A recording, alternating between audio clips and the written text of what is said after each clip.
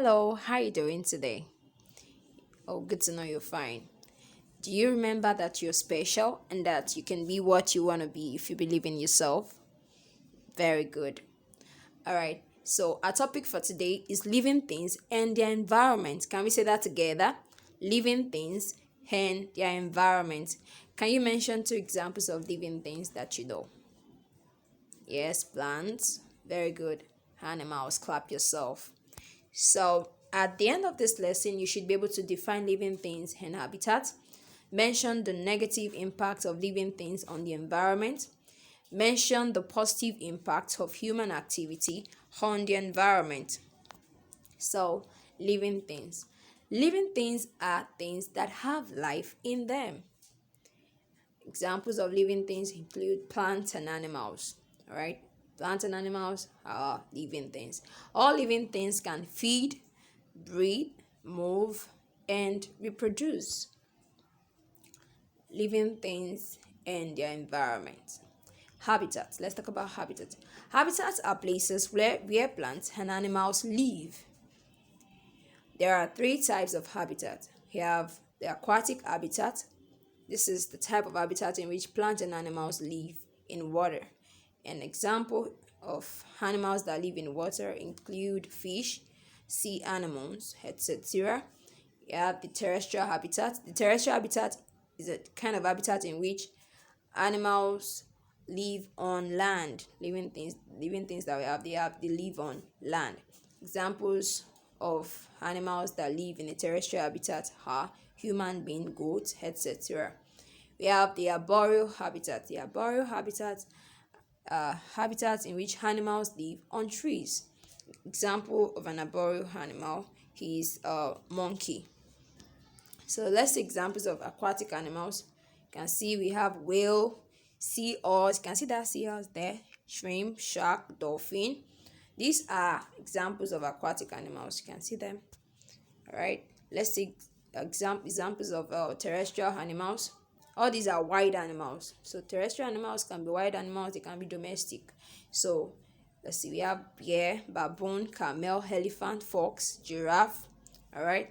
Gorilla, hippopotamus, impala, jackal, kangaroo, chimpanzee, leopard, monkey, elephant. You can see that elephant calf there.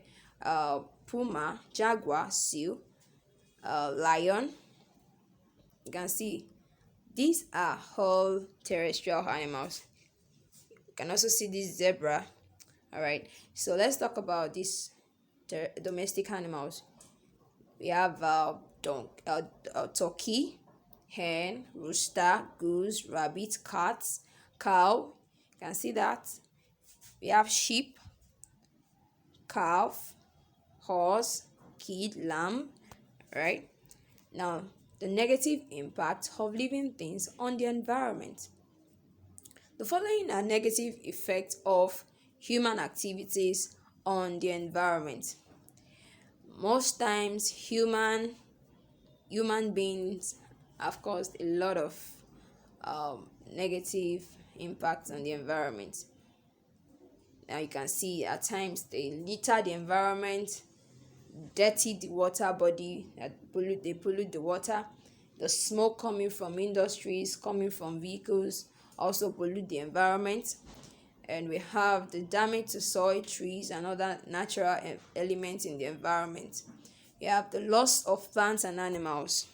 Some plants and animals are just dying as a result of human activities when they are not properly taken care of or when they are exposed to predators. You can see the litters. Yes. Oh, who can live in this kind of environment? Nobody would want to. It's very dirty. So you can see bottles, nylons. It's just scattered everywhere in the environment, and it's very, very dirty. So see dirty water. Nobody wants to drink this kind of water. Yes or no? Yeah, it's polluted. You can see smoke coming from pipes. There are some smokes coming from cars, and it has already contaminated the environment. It is air pollution. Loss of plants. Some plants are dying. Okay, can you see that this is a dead plant? This is also a dead plant. Dead animals. Animals are dying as a result of human activities. Sometimes they expose some of these animals to predators.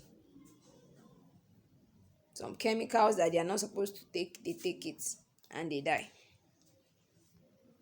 Okay, so let's talk about the positive impacts of human activities on the environment.